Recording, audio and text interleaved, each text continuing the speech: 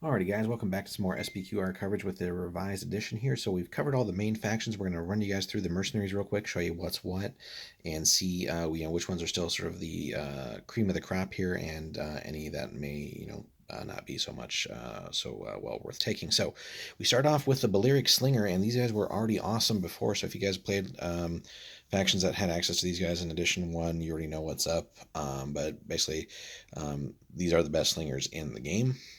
They were 15 points before and were already great then. Guess what? They've dropped 5 points, guys. Even better. So they come with a sling. You have options for bucklers and javelins if you want to go that route. It is interesting to consider the javelin, but it's a one of.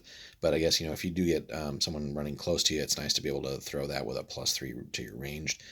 So that can be fun for sort of shenanigans there. But you only get one, which kind of sucks, unfortunately. The buckler is still 1 denarius. The javelin has gone up from 1 to 2 if you do want to take that route. Which, I mean, honestly, you could take the buckler and the javelin and still be cheaper than the base model before. So something to consider. But these guys, where they really excel is that they have the deadly accurate rule, which basically any natural ones that you roll, you get to reroll. So, chances are you're going to be hitting a good chunk of the time anyway, especially at close ranges. Just being able to reroll all those ones just makes them that much deadlier. And the fact that,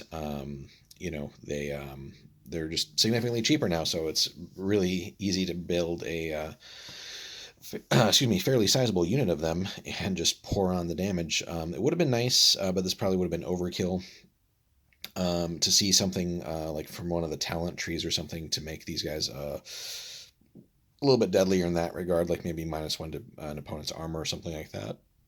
But then I feel like everyone would probably be just running massive units of these guys, uh, uh, for whatever faction has access to them. So they're just great the way they are. Although would be nice to see something just to make them a little deadlier. But hey, that's where quantity can make up for hitting power. So yeah, 10 points apiece. If you get access to Baleric Slingers and you want to consider taking them, then definitely do so.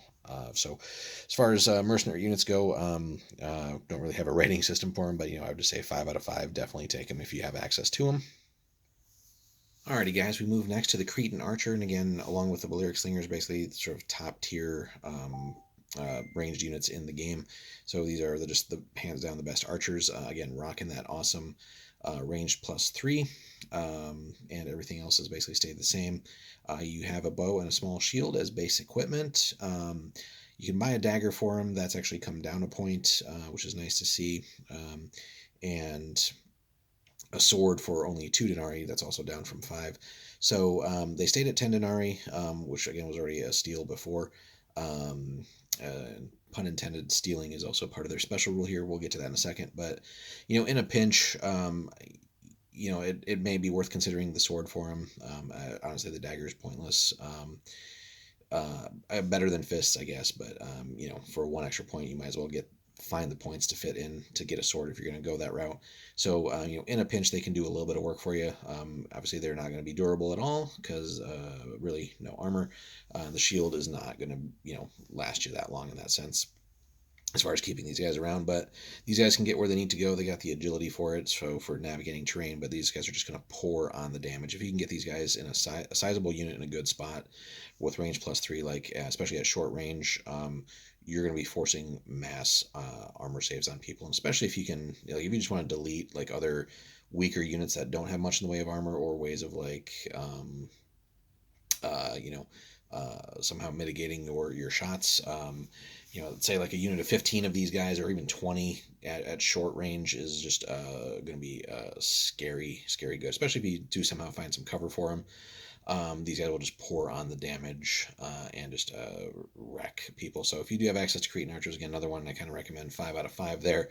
The only downside is if you're in a campaign, these guys will sort of run a protection racket here. So basically, instead of taking 10% of the denarii you receive, it's actually 20% because, they're just greedy little bastards in that sense. But if you're just worried about in-game effectiveness, yeah, it doesn't get better than these guys.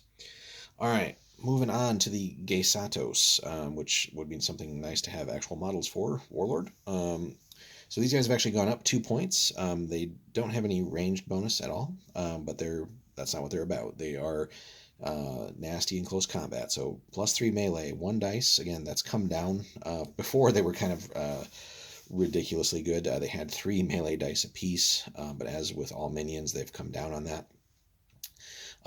That being said, it'll be interesting to see, how well they kind of perform still.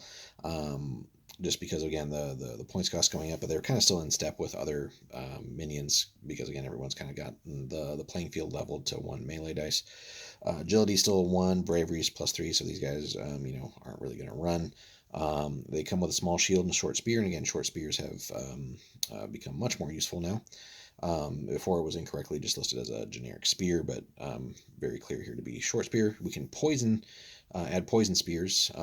That has gotten more expensive now for 4. So if you want to kit them out sort of properly, they're going to run you 20 apiece, but still great units. So their Battlecry rule. Let's see here. When they charge at an enemy that they outnumber, the enemy must succeed in a bravery check or immediately perform a move action away from them. So that counts as fleeing from close combat. And enemy heroes or units led by heroes are immune to that. So that's basically stayed the same. They do have hit and run as before. The poison spears here basically add lethal 2 for all their close combat attacks. And yeah, you might as well just find the points to do that. Having a unit of nothing but lethal 2 all the time, whether they're charging or whatever, it's just lethal 2 on top of anything else. That's fantastic. And to sort of make up for the loss of all those wonderful melee dice, they've gained fearsome reputation, which we've seen in some of the other sort of premier units in the game. So yeah, if you can afford the points for these guys are just stupid scary. So another one, definitely 5 out of 5 on these guys. Just a little bit pricier than our archer troops or missile troops that we've seen so far, but yeah. If you can build these guys, definitely consider taking them. So just they can do all kinds of stuff for you. Just the only downside to them, of course, is the only thing they have in the way of armor is a small shield. So not going to be very durable, but hopefully you won't have to stick around to fight long because, if you've charged, you've gotten lethal from that plus your poison spear. So lethal 3 kind of tends to delete a lot of people. So definitely worth considering. Would be nice to see a model release at some point, though.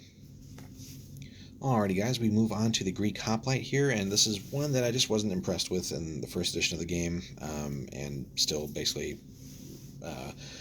more or less the same opinion. They've gotten a little bit better. They've gotten a points decrease from 19 to 17. I feel like it probably could have been a little bit steeper. They still come with a large shield, line of thorax, and spear, so long spear. So they're rather well kitted out. That being said, their stats are just the thing that let them down. So before they only had 1 melee dice as well, and only melee +1, and that's all stayed the same, and that's really the problem there. Now everyone being 1 melee dice as a minion unit is fine because everything's kind of come in line there. So they've gotten marginally better in that regard, but I just don't see the value of buying a combat unit that's only melee +1. Like I feel like pretty much every faction has something that works. At least as good as these guys or as well as these guys or better. So I just their reason for taking these guys is just marginal. I guess if you really want something with like that can form phalanx and want something that's in that sense, I guess a little bit tankier and a little bit tougher to shift, that's where I guess these guys would be valuable.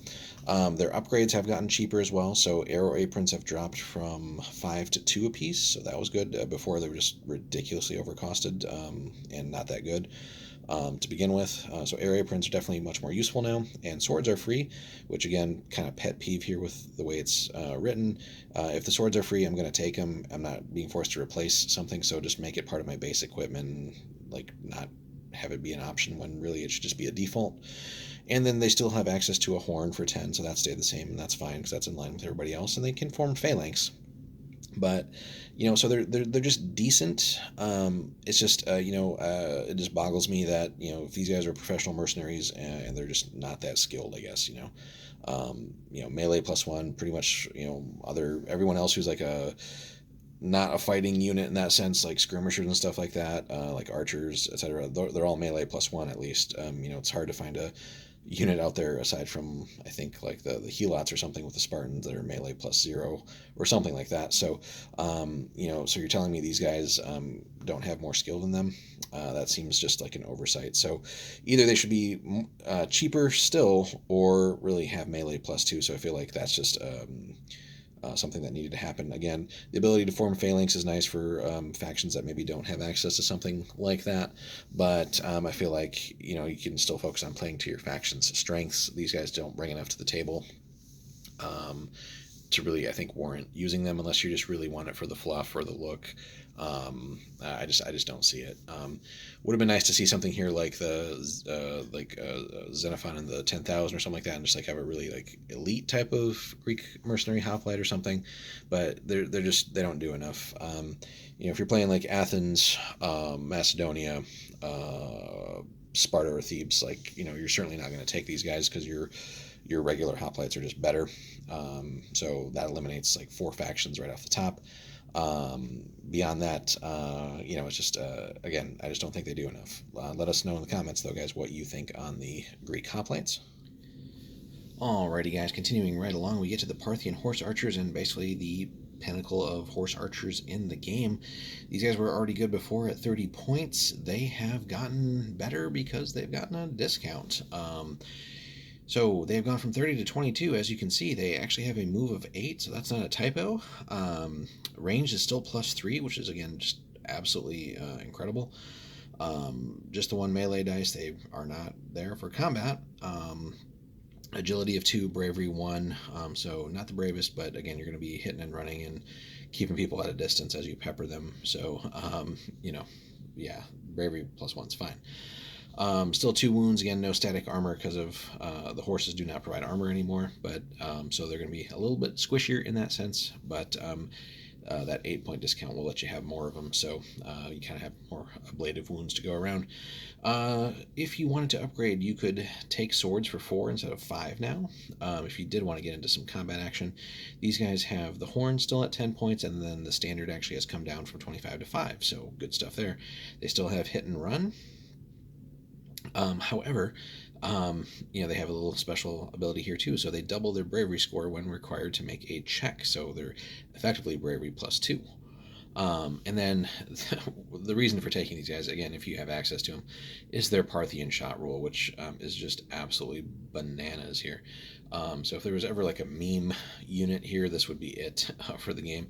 So basically, after they successfully hit and run, they may immediately perform 2 free shoot actions. That's insanity. So they had that before, and it's just as crazy good as it was before. And you're gonna have bigger units now because again you have that 8-point discount. So yeah. So basically you get a free turn of shooting every time you hit and run. So if you can master the use of these guys, you will seriously annoy your opponent. And thankfully, they're not, part of a regular list unless we ever get like Parthians as an actual faction in the game. These guys are just silly, right? 2 extra shots, so if they hit and run, they're going to be within short range, and that's 2 shots hitting on a 3 up. Chances are most of those are going to hit, and you're just going to just cause mass carnage here. So especially like light units with light or no armor, you're just going to like delete things from the battlefield. So another one, definitely 5 out of 5, if not 6 out of 5. Like if you can take these guys, these are just silly good. All right, we get to another cavalry unit here, and that's the Numidian Cavalryman. He's dropped from 28 to 8. Move of 7, so again, still really fast cavalry here. Range 2, everything else has basically stayed the same, except for, again, no static armor from horses, and he does have a horse, a javelin, and a small shield. You can add extra javelins to him, and, not as just raw skilled as Parthian horse archer, but up close they can do some work, which, really, the javelins don't have a long range thing anyway. So if you get into that sweet spot, you're gonna do just fine with the javelins. The sword option for him has dropped to 2 points apiece, so very affordable now. And then you can still take a horn. for 10 points, which they had before. Curiously, they had an option before where you could take 2 swords for 8 denarii each and kind of have like dual wielding crazy cavalry there. That is gone, so just 1 sword here now for those guys. They still have hit and run, and then they still have the no equal on horseback, which is basically when fighting against an enemy with the cavalry type in close combat, they reroll their melee dice. So really, a +1 with a reroll is, and I think the math works out. I'm not sure. A +1 reroll with a reroll is, I think, overall better than just a regular +2. Somebody can probably confirm that in the comments or refute that in the comments. Just let us know. But overall, these guys are still, again, fantastic. And just, between these guys and the Parthians, you just have super fast moving cavalry. Except these guys are just going to do a little bit more close-in work for you. And the sword is an affordable option here for these guys. So certainly worth considering, but I think first and foremost, you do have to kind of load up on your javelins. Those have, just as a quick mention again, those have gone up from 1 apiece to 2 apiece. So overall, a little bit more expensive, but you have that base 8-point discount. So overall, even if you kit these guys fully out, you're still coming out cheaper than the basic model was before. So absolutely, again, worth taking 5 out of 5 on these guys as well. All right, guys, we continue on and we get to the Numidian Skirmisher. So again, another premier skirmisher unit. So much like his mounted counterpart here, this is basically just a javelin delivery vehicle here. These guys have, however, gone up in points because they were really good before at 8 points. They're now 12, still very well worth taking, but just really too good at 8 points. Range is still +2, and that's really the main thing there. Everything else has stayed the same. Dagger, javelin, and small shield. So again, you really don't want to end up in combat with these guys, but given the nature of the javelin, that may happen occasionally. But really, if you're taking these guys, you need to load them up fully with javelins. So those were 1 denarii a piece. Those are 2 now. Going to be a little bit more expensive to field these guys fully kitted out. Basically 16 points a pop now. But they were just a little too cheap before. Basically 10 points with all 3 javelins before, and just really too good at what they did. So now just a little bit pricier. Considering the base cost at 12, that might be 16 a piece, might be pushing it a little bit. But with hit and run, it's another great ability they have there, which again a lot of other types or units of this type have. I probably would have been fine with them at 10 points and then still keep the extra javelins at 2 apiece to basically get them to 14 fully kitted out. But time will tell. But nonetheless, still worth taking. I'd probably put these guys 4 out of 5 though. Just they're not. Just a little pricey right now. Finally, the Thracian Cavalryman has stayed at 22. He's dropped the melee dice like pretty much everyone else has. Only melee +1. Good bravery still. No free armor from the horse anymore, but just comes with a horse and a long spear. These guys can get some javelins if you want. Those have dropped, not dropped, increased from 1 to 2, and they have the option for the horn still at 10. They have hit and run as well. A lot of hit and run in these mercs. The Salient Cavalrymen may double their score, their move score for 1 action in every phase is normal. However, if they pass a bravery check, they can do it twice, basically. And again, with bravery +2, you're going to be okay a lot of the time there. So these guys don't necessarily do anything spectacular in combat or anything. They're just ridiculously fast, or the potential to be ridiculously fast. So basically, it's like they have. I think there's a talent basically that kind of lets you do the same thing with one of the heroes, or with your heroes. So they just kind of have that built in. So just basically, in a lot of cases, they'll be the fastest cavalry, and really, what they lack in durability, they're gonna still hit pretty decently hard with the long spear there. It's just they don't do anything else really. So a little bit one-dimensional there. Probably put these guys at like 3.5 to 4 out of 5. Again, just not spectacular, but still have a particular role if you can make them work for you. Alrighty, guys, then we get towards the end here. So we have the Thracian Peltists, and these guys were sort of the premier, some of the premier skirmisher javelin delivery guys here as well. So they were insanely good before at 7 points apiece. They have gone up to 11, and I think that's probably going to be a little bit more in line with where the Numidians should be, or should change to potentially at some point if there's an FAQ or anything. But again, we'll see how that all fits in. Not everybody does have access to these guys or the Numidians. So anyway, range +2 is still where it's at, and stats have stayed the same. They have a javelin and a small shield. Again, if you're taking these guys, you need to basically take 3 javelins, so you're going to pay the points for that. That has actually stayed at 2 apiece. Helmets and swords kind of did the flip-flop thing there. So helmets were 2, now they're 3. Swords were 3, now they're 2. But worth considering kind of upgrading them into that, just because they can, in the factions that they're with, that's a little bit more viable, and then the fact that they also have the small shield, so they're going to be slightly more durable in combat. They have hit and run, of course, and then they have their other special rule, the original model. So when they do a successful hit and run, they may first perform an immediate and free shoot action with javelins at the enemy unit that attack them. After this shoot action has been performed, they may take a move as normal.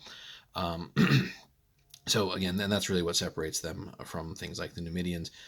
Anytime you can get free actions over the course of a game, as long as you have javelins to do that with, that's really where they will excel there. So free actions are just great, especially if then you can connect. So also well worth taking. Probably put these guys 4.5 out of 5. And then the Thracian Warriors to round things out here. So these guys have seen a drastic increase, more than doubling in points. They were 8 before, and really good at 8 points before. Now they're, I would say, probably close to fair for what they're at, because they're definitely up there as far as fighting ability. So range +1, melee still +2, down to 1 melee dice like pretty much everyone else. Agility and bravery is there. They come with a small shield, which is the Aramaphia. And a sword, so decent bit of kit there, not overloaded though. You can have helmets if you want a little bit more armor. Those have actually increased a point, which is a little bit rough considering just how much their base points have gone up here. The Aramaphia, so the blades used by the Thracians were not simple swords here. Instead, they were mounted upon a short pole, which imparted a considerable momentum. So basically, they have lethal 1 full time, which is great, especially when you get charges off. So they will certainly hit hard. Strength in numbers as well. So they have the sort of revised version of strength in numbers. So basically, as long as they're a large unit, they get +1. The sort of the 10 or more, and then the 20 or more extra bonus is gone now. So it's just large unit, which is going to be a little bit tougher to keep over time because, again, just how much more expensive they are. And really, you're going to want to keep them around longer, which means ideally taking the helmet just for some actual armor. But that's putting you at 21 points apiece. I feel like, ideally, they should have been 17 here just to make them a nice even 20, just to make the math all super easy when you take them. But we'll see how things play out and if we do get FAQs down the road. But they have one more trick up their sleeve, which really makes them fantastic as well. So much like their like the Gauls, the Germans, and the Brits, those types of units, they also have wild charge. So again, as long as they're a large unit, we don't care about like necessarily individual base contact and stuff like that. The way the rule worked before, basically everyone who had base contact before got an extra melee dice. So to make it nice and simple, they've cleaned that up. So again, as long as you're a large unit, you charge, you get an extra 10 dice as just a round, nice even number. So whether you have 10 guys or 30 guys, whatever, you still just get an extra set of 10 dice, which is still nice, but it just makes it easy to understand. Large unit and charge equals 10 extra dice when you charge, and you'll be hitting on lethal 2, which will be fantastic. So overall, really good. I'd probably put these guys at a 4 just because, again, that drastic points increase is they needed it. They were way too good before, but 18 is a bit harsh as well. So ideally, they do have a lot of stuff in their special rules, but 21 is just a bit much when you're going outside your faction to build or to add a unit. So they're not necessarily overwhelmingly good. Again, a helmet and a small shield isn't the most durable thing ever. So they certainly will start folding to like dedicated missile fire and things like that, or just units that are ultimately better in combat. And they certainly won't like cavalry charges and stuff like that. But overall, still good in the right circumstances, and you can definitely cause some havoc with these guys. So that wraps up the mercs, guys. Let us know what your favorite mercs are from before and how they have changed. Do you still feel like you're going to take the same mercs before? Has anything changed for you? It would have been nice to maybe see a couple new options here, but again, this is more just the revised edition. Will not like a full brand new thing. So we'll hopefully get some expansions down the road. But this kind of wraps up our tour of all the factions and mercs. We definitely have some favorites in here, especially if you're in sort of the Greek sphere of units, or not units, but factions. They certainly have access to some top tier things. But Romans, of course, have their little tricks too, with having access to Numidians and so on and so forth. And then those who have Thracians and other things as well. So mercs, by and large, are all pretty damn good. The only one that's kind of the stinker is still, if we kind of peel back here, is the Greek mercenary Hoplite. Is just conspicuous by how, I guess, overall unimpressive they are. So nothing in their stats screams take me, take me, take me. So unless you really want them for the models, I guess, they're just not like an auto include, I would say. So but let us know your thoughts, guys, overall on the mercs. What else would you feel like needs to be in the game at some point? Check out our older video too on other factions that need to be in the game. We kind of wish listed there, sort of 10 factions that the game should see at some point. One of them we've gotten, if you refer back to our video there with the gladiator list that we got in the War Games Illustrated a few months back. So that's good. So that's one off the list, but there's still plenty more. Let us know, guys. Happy to hear from you. Hope you enjoyed our video too. Hit us up with a like and a subscribe if you haven't already. That does help keep the channel growing. And if you want to support the channel a little bit more, check out the link in the description. Head over to Warlord there. Anything you guys pick up will come back and support the channel a little bit more as well. Take care.